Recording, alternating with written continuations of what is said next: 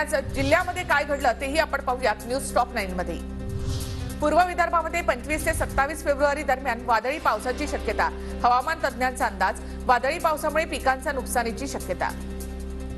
जळगावच्या हातनूर धरणग्रस्तांच्या पुनर्वसनाचा प्रश्न अखेर 50 वर्षांनंतर मार्गी। शासनाकडून प्रकल्पग्रस्तांच्या 1664 घरांच्या पुनर्वसनाला मान्यता। गोंदिया जिल्ह्यामध्ये यंदा 80,000 हेक्टर क्षेत्रावर धानाचं नियोजन। उन्हाळी हंगामासाठी शेतकरी लागले कामाला। आतापर्यंत 21,000 हेक्टरमध्ये धानाची लावणी। मालेगाव महापालिकेकडून नागरिकांच्या आरोग्याशी खेळ, अपुरं मनुष्यबळ आणि साधनसामुग्री अभावी मालेगावकरांचं आरोग्य धोक्यात। हिवताप नियंत्रणामध्ये मालेगाव पालिका मागे। 26 तारखेला राज्यातील सर्व बाजार समित्यांनी बंद पुकारला। माथाडी विधेयक मागे घेण्याची कामगारांची मागणी।